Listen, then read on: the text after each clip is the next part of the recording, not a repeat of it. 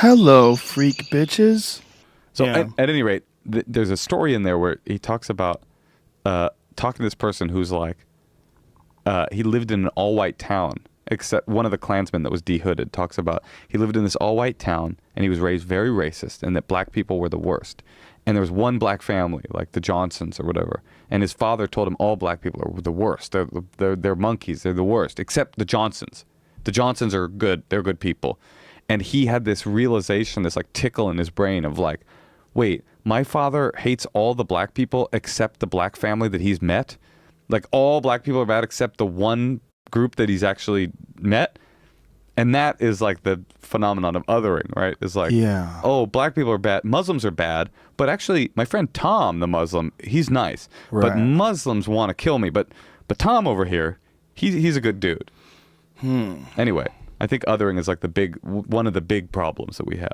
Well, it's also, I think, what's going on with Black Lives Matter. One of the things that's going on is that they're in the middle of the battle, right? So if you're in Right. the middle of the battle, every day you wake up primed for battle. You know, you're getting online, you're you're activating your membership, you're organizing, doing whatever. And then if this guy comes along and he's doing something totally different, he's out there talking to the Klansmen. You go, fuck those people, man. What are Yeah. you doing? Right, totally. Yeah. I was for my show my Comedy Central show. We're doing we just did a cultural appropriation episode, and I was studying. So I was like deep in the cultural appropriation. I was reading so much shit about it. But one of the more interesting things it said about Black Lives Matter, it's kind of connected to this, is that one thing that happens with cultural appropriation and things in general is that people seize on language. We're in like a crazy language war right now, right? Like so many of the phrases that we use are so charged with secondary and tertiary meaning that they don't even mean anything anymore. Like Right. white privilege is a concept that the moment you bring it up, there's so many levels of eye roll that it's like, I don't even think it's a useful phrase anymore. Because it's like the moment you say white privilege, then the white person who you're saying is privileged is going like, fuck you. And the minute someone's saying fuck you, the conversation has ended. Yeah. So the thing they said about Black Lives Matter was... Well, also a lot of silly people use that expression. No doubt. That's the weird baggage that it has. Like, it's the thing that I learned about cultural appropriation, because for me, I roll my eyes so deeply at the concept of cultural appropriation, right? It's like, oh, so I shouldn't eat burritos anymore? Is that what you're... Also, I'm always really tickled with the idea of like the person saying, oh, you shouldn't wear that tribal gear. And then it's like, go to the third world country where the market is and tell the like impoverished merchant, like, oh, I'm sorry, I can't buy this bit of silk from you because it's racist for me to wear it. That person's like, please buy it and wear it. Like, or you know what I'm saying? Or like the family that's like, oh, it would be a great honor if you would wear this sari or whatever. Right. So it's a big eye roll, except then you start to think like, upon reading it, it's like, oh, the thing is, it's not incidental, it's emotional. It's like deeper than just like trying to parse out the logic and go, oh, well, I found an example where your thing falls apart. It's like, it's emotion. There's an emotional reaction, like when somebody, affects, dreads up their hair, even though you can say, but people have been dreading their hair in other cultures for 1,000,000 years. Vikings had dreads, and that is true.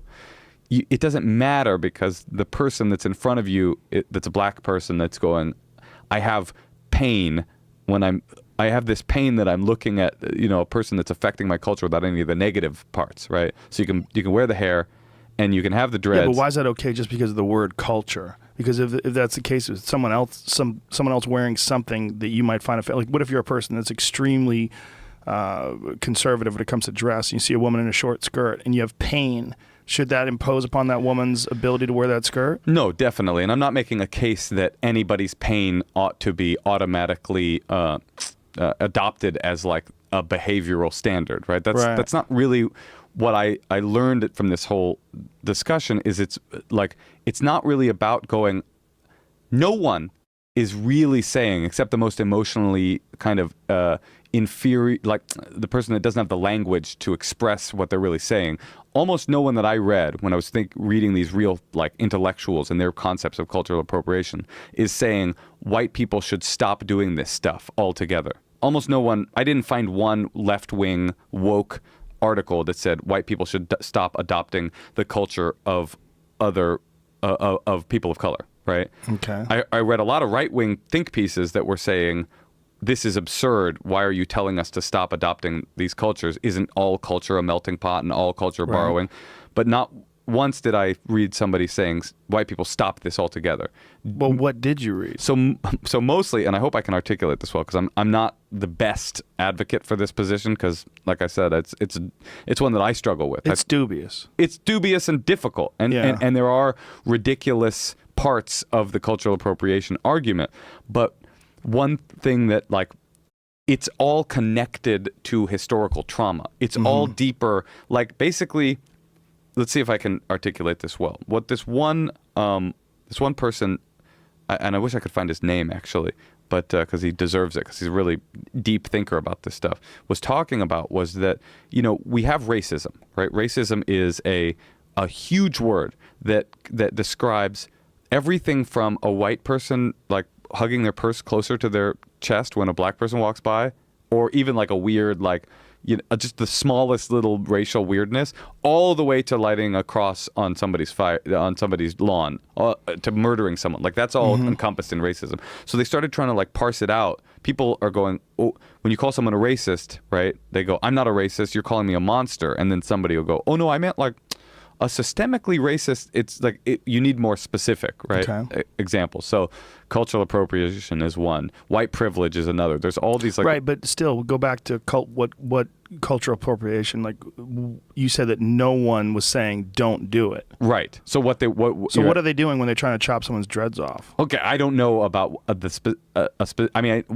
what example? You mean the San Francisco State example where the girl attacked the guy? I mean, that girl was just inarticulately expressing some insanity. I don't think that's defensible. And I think most of the articles and the stuff that I read about that specific instance are just like basically saying that woman's a lunatic. Well, I've heard people, though, enforce it, and I know someone who was mad at their friend, is a black girl, was mad at her friend who was a white girl, who had braids. She had, like, cornrows, and she was mad because she was saying that it's cultural appropriation. I said, do you know about Bo Derek? Right. Like, she was one of the first people to ever have cornrows. Or the Romans. There's cornrows on Roman coins, actually, right? Yeah, I mean, it's a crazy thing to call that cultural appropriation, but also saying that a white person shouldn't wear that. That's fucking crazy. Because what about a black guy wearing a polo shirt? Well, there's a good example, right? Yeah. And again, I'm not, like I said, I'm not the greatest advocate for this position. I just read so much that made me empathize with the position. Not necessarily agree with it, but empathize with where it's coming from. So the polo, for example, when you see you as a white dude or me as a white dude, when I see somebody wearing a polo, it's just a polo. It has no historical antecedent. It has no historical baggage to it. It has no connection to systemic racism or Elvis Presley stealing the cream of the intellectual musical crop and then never giving back to that community, or Iggy Azalea coming and adopting a black accent and then just like taking all the money and running. It has no connection to deeper root systems like these trees have that communicate with each other, like taste bitter, right? So all it is a polo. It's just a guy wearing a polo. And that's why the counter argument doesn't make sense, because it's like nobody's upset when they see a black dude in a polo shirt. I mean, maybe some weird racist guy is, but mostly not. On the other hand, when a person sees a white person affecting a deep part of black culture without any of the baggage that is associated with it. Like, for example, dreads, right?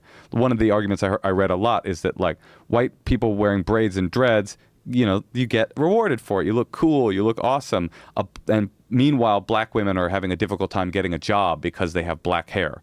Or black people are getting fired from jobs because they have dreads, right? So there's these consequences that black people experience because of black shit that white people that are adopting it don't necessarily experience. I don't think that's true at all. I think if you were working in an office and some white dude had dreads, you'd be highly suspicious of his behavior. Well, for example, you'd be like, this guy's kind of a dork. I hear what you're saying. I want to hire him. There's a guy who had hair like you, and right next to him is some stinky white dude with them stinky dreads, because dreads stink. Okay, take dreads out. Let's say that's a good example that you used. There in the U.S. military, there was just a new set of acceptable hairstyles, and almost every one of the unacceptable hairstyles that they put into place was basically black hair. Like what? Braids, wearing your hair natural. I don't know the natural. What do you mean? I mean, we'd have to pull like an afro. Yeah, Like a short afro? yeah. I mean, You're not allowed to do that? you'd have to pull up the article to give the specific examples, but basically there are a million different examples like that. And like I said, I'm not necessarily an advocate for heed and honor the call of the appropriation accuser. I'm more like now realizing that there's like just a lot of deep emotional weird trauma underneath every accusation of appropriation. It's not that I think therefore white girls shouldn't wear braids. It's that I think I understand more where the person that is upset is coming from. It just from a compassion perspective. Mm-hmm. Yeah, no, I get that. It just logically it doesn't jive. It's not about logic. Yeah, but it should be. All human interaction should have some base in logic if you're going to communicate with things. I don't agree because emotions aren't about logic. Right, but should anybody be subject to your own emotions? Like you change your behavior, your dress. If you're a person who's completely not racist, but you enjoy the way your hair looks if it's in braids, should you take into consideration all the people that you're going to run into and they're going to be upset at you over braids even though they're ignorant about the history of braids and cornrows? Sure. Should you alter or change your behavior? Should you accept the fact that you're just going to have a certain amount of cultural appropriation? Well, let me ask you this. Like, if you... I don't have an answer to that question. I don't think so. Isn't that is an important part of this? I mean, if you're going to accept the fact that there's some sort of an emotional attachment to these things, and that's where the argument comes from, shouldn't you decide or at least contemplate whether or not that emotion's valid? It doesn't seem to be. It seems to be there's real examples of racism and horrible things. Like if you want to, make your eyes squinty and look like a Japanese character from a Bugs Bunny cartoon in, 1940, and then you want to go to a party and people think you're a racist, you should be aware that you're presenting an image that is inherently racist. Like that's something that's kind of fucked up, and you should be considerate about the way people's emotions are going to fire up looking at your image. That's what I'm saying. Yeah, but that's a different thing than braids. Oh, but that's what I'm not advocating. First of all, I'm not advocating anything.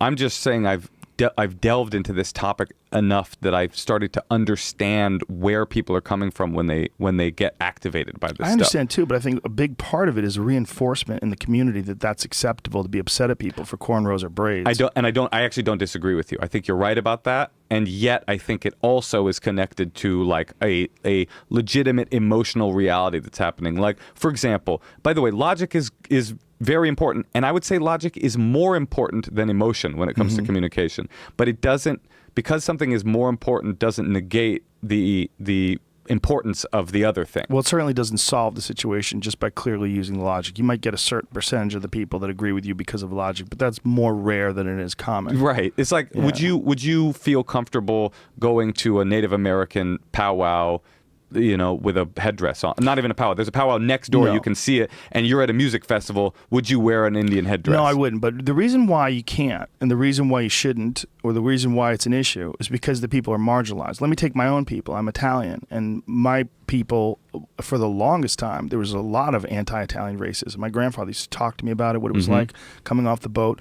But then somewhere along the line, it became acceptable for Italians in American culture, where it's not there's no real racism. It doesn't stick. Like you call it Italian a guinea. Yeah. You can call us a guinea to our face. We'll laugh. No one cares. You can make meatballs and spaghetti all day long. Nobody gives a shit. Totally. Nobody accuses you of, you have a pizza party. Nobody thinks it's cultural appropriation. But try having a taco party. Try having Taco Tuesdays. People get pissed at you. Why? Because Mexicans still experience real racism in this country, whereas Italians largely just don't. Right. And like Taco Tuesday is an example of something that's like, who fucking cares? That's not important. And so if but wearing a sombrero is offensive to a lot of people. If that's as deep as most people go, right? That's dumb. What are you talking about? A candied taco? I mean, that's dumb. Right. And it is dumb. But if you kind of like get under the dumb, which is the name of my third special. So it's mouth get fucking under the dumb. It's live in Oakland. Mouth fucking Hitler, and then get under the dumb. But if you get under the first, like the most epidermal layer of like flashy insanity, and go like, what's really happening here?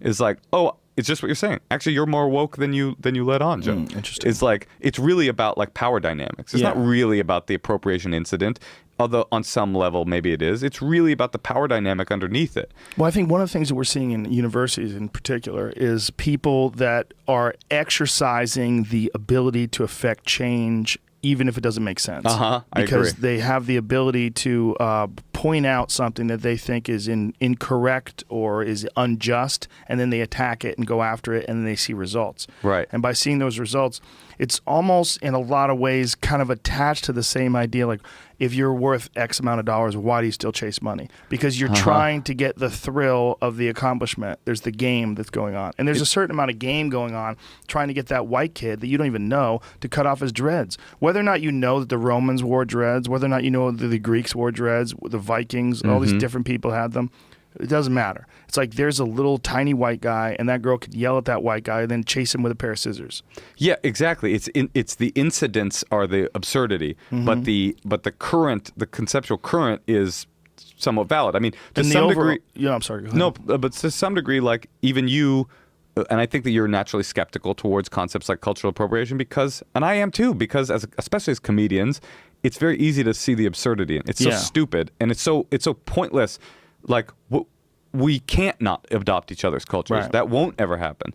So, but even we go, okay, but I wouldn't wear a sombrero to a Mexican club. I wouldn't walk into a club like, oh, hey, what's up? Right. So if you say, okay, it's almost pornography, right? I know it when I see it, right? I know it's offensive when I feel it. Right. You know? Yeah. So if you kind of expand further and go, okay, even the absurd examples, I kind of I'm going to try to understand, for me, I'm going to try to understand where people are coming from with that. Then I can kind of contextualize it. Now, I don't have to agree with it, but I can at least say, oh, I get where this is coming from. It's coming from historical antecedents of racism and oppression that are connected to hairstyle and all of these musicians that have taken black culture and made money off of it. There's all this like deeper sedimentary layers of emotionality. I don't have to heed it and change accordingly, but I would be foolish to ignore it. Right. Yeah, that completely makes sense. And also, I get it from a point of view of a person who comes from a culture that used to be maligned and isn't anymore. I wanted to make one final point about, because I think I figured out how to make my cultural appropriation point. I don't want to take us back too far, but I think what we're doing is like, and we came to a good place with it, is like, what we're talking about, it's all about language, right? So cultural appropriation, your immediate reaction is, that's absurd. And some of the examples people use is absurd. But the underneath the racism is just, we're talking about racial insensitivity. We're talking about being insensitive. And if you try to just focus on that, then you can get to like the reality of what's happening. And the original point I wanted to make was, in this article I read about it, it said that we often get locked on these linguistic, the boat that the concept floats in on, the absurd boat. So like Black Lives Matter is the ultimate example he gave. I just thought this was such a fascinating point, is like, Black Lives Matter is the name of the organization that is there to fight against police brutality and killing of black kids, right? And people react to the words, right? So people go, what are you talking about? Black Lives Matter. All lives matter. Blue lives matter. And basically, if you don't acknowledge that it's Black Lives Matter too, which is really obvious, right? You're fighting about the words Black Lives Matter, where we haven't been talking, you've left the foundation principle behind like a long time ago, which is police brutality. No one's even talking about police brutality anymore. Right. Now they're just talking about the language that you chose to call your group. Right. So at any rate, I think that was the thing I was trying to say. No, that makes sense. Look, all of it makes sense if what is going on is people are being racist, right? If someone is doing something, if racial inappropriation or cultural inappropriation, at the heart of it involves racial insensitivity or racist insensitivity. But there's difference, right?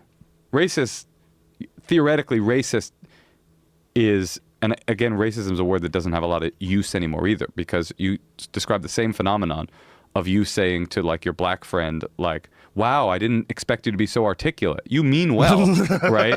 You're trying to be polite. Right. Or I don't like black people. They're bad. Right. These are the same. It's the same word to describe both of those things, right? Right. So insensitivity is not overt and aggressive racism. Yeah. I think. Yeah. It's insensitive. it's insensitive racism. Like you're not being sensitive to the possibility that you're saying something offensive. Or just doing something boorishly dumb. Now, I agree Yeah. with you that logic's more important than that. But I think, the more aware we can all be about how to not be a dick, the better. It's like people want to say, you could never have All in the Family on TV today. Could you imagine? People would go crazy. Well, yeah, that's because we moved past that. I mean, that's what's going on. What's going on is there's a process. And one of the things that's disturbing to people about Trump and what's disturbing to people about this new freedom to mock Jews or to point at them as the root of all evil, and that it's much more open than it's been before, is that we thought we got through that, and that slowly but surely the demonization of individual groups in terms of like who are the bad guys and who are the good guys, and instead having it been boiled down to activities and behaviors and individual human beings that are the problem, Right. not giant groups of people that believe in one God versus another God, which is what it's been historically. Right. The idea is that as time goes on, and as people like my people, the Italians, become so integrated that you can't be racist about us anymore. Right. It doesn't work. Right, totally. I mean, it really doesn't work. Yeah. It's one of the best examples of it. And Totally. It's fascinating because there's so many things that are there still, and you're like, they don't have any charge or power any longer. Not only that, there's so much gross behavior by Italians that just goes unchecked. And I think The Sopranos is probably responsible for a lot of that. I was in Italy last year, and I was walking home real late at night, and I saw this guy. He's got his girlfriend up against the car, and he's fucking like going off on her. And I'm like this little like liberal American boy, like, is somebody gonna call the police? And then I kind of stood there for a while longer, and he's screaming in her face. And then I just like looked for about like 2 or 3 minutes. I go, oh, this is just some Italian shit. And I just walked home.